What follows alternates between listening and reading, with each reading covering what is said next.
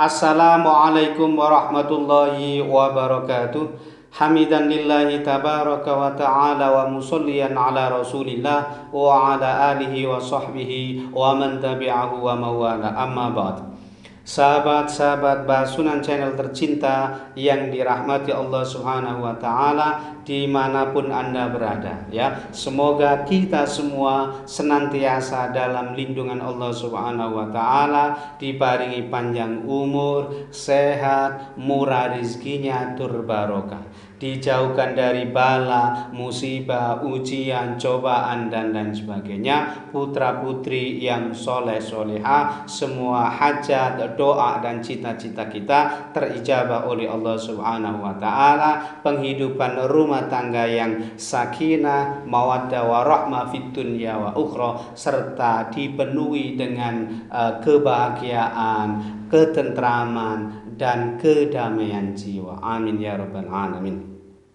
Baik, dalam video kali ini Mbah akan menyampaikan 3 hal, ya, sebagai jawaban atas sebuah pertanyaan yang pernah diajukan oleh beberapa teman, gitu ya. Kenapa orang yang sregep ibadahnya, gitu ya, sudah sregep bersolawat Nabi, tapi tetap miskin hidupnya, tetap melarat, tetap seret rezekinya, gitu ya. Kerjaannya susah, kemudian penghidupannya juga susah, gitu ya, tidak banyak berubah. Tentu pertanyaan ini tidak muncul begitu saja tanpa alasan, ya. Yang jelas banyak sekali di antara teman-teman sekalian ini yang mengalami hal yang demikian. Nah, kira-kira apa penyebabnya? Nah, tentu ada hijab di sini, ada penghalangnya, sehingga ibadah-ibadah kita, bacaan sholawat Nabi kita yang secara rutin, secara istiqomah sudah kita lakukan tadi, ya, ini tidak memiliki athar, tidak memiliki dampak positif pada diri kita, pada penghidupan kita secara keseluruhan. Nah, kerjaan juga masih gitu-gitu saja, rezeki juga masih seret, usaha, bisnis, dagang dan lain sebagainya juga ya begitu-begitu saja, ya, merambat kayak siput. Nah, ini pasti ada sesuatu yang tidak beres. Nah, kira-kira apa penyebabnya? Nah, di sini Mbah akan menyampaikan 3 hal sebagai jawabannya, ya. Ini semua bisa terjadi pada diri kita karena yang pertama, ya, kita tidak birrul walidain. Kita kurang atau bahkan tidak berbakti terhadap kedua orang tua kita, gitu ya. Nah, orang tua itu dalam hal ini juga bisa dimaknai 3 orang, gitu. Artinya yaitu orang tua kandung kita yang telah melahirkan kita, kemudian yang kedua orang tua yang melahirkan pasangan hidup kita, gitu ya.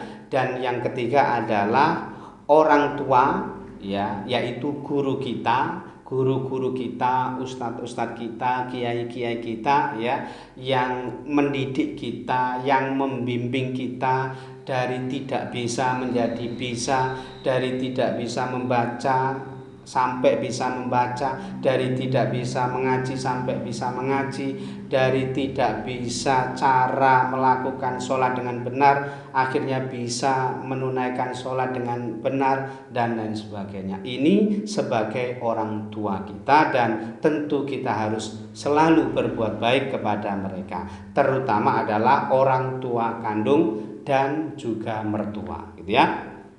Tentu kita harus hormat pada mereka, harus bakti kepada mereka, memperlakukan mereka dengan baik, gitu ya. Buatlah hati mereka ini senang dan bahagia, gitu ya.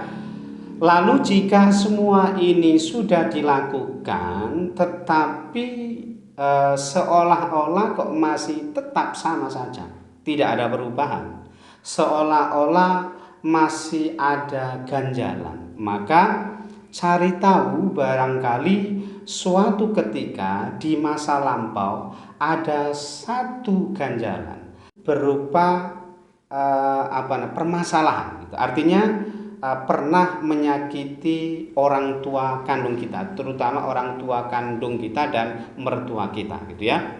Nah, barangkali kita dulu pernah membuat hati mereka sakit gitu ya.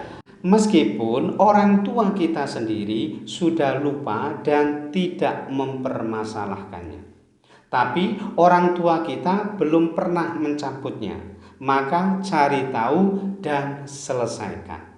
Contohnya begini, saat ini kita tidak ada masalah dengan kedua orang tua kita, dengan mertua kita ini kita tidak ada masalah, hubungan kita memang baik-baik saja. Tetapi barangkali dulu-dulunya kita pernah ada satu hal yang menjadikan mereka itu benar-benar sakit atau terluka hatinya, merasa kecewa, sehingga sampai duwe krentek sing gak enak ndok atine gitu ya. Padahal itu semua dalam beberapa hari, dalam beberapa bulan kemudian hal itu sudah pulih kembali seperti sedia kala. Tetapi orang tua kita dulu pernah hatinya terluka. Nah, di situ kita harus mencari tahu dan menyelesaikannya. Artinya kita cari tahu dan kita mohon maaf, mohon ampun kepada orang tua kita. Jadi inilah yang kadang-kadang yang tidak disadari oleh sahabat-sahabat sekalian gitu ya.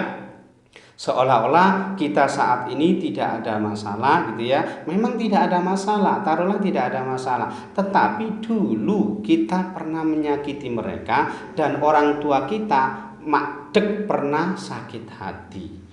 Di hatinya itu pernah terluka dan itu sama sekali belum pernah dicabutnya.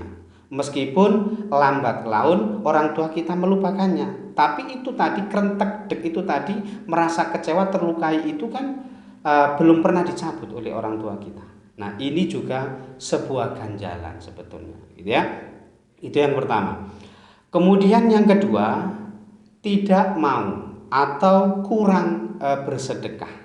Ya, kadang-kadang kita ini terlalu eman dengan harta benda yang kita miliki, yang didapatkan dari jeripayahnya. Ini kadang-kadang karena susah didapatnya, itu susah dari kerja keras, banting tulang dan sebagainya, kerja siang malam, sehingga akhirnya begitu dapat rezeki eman bersedekah.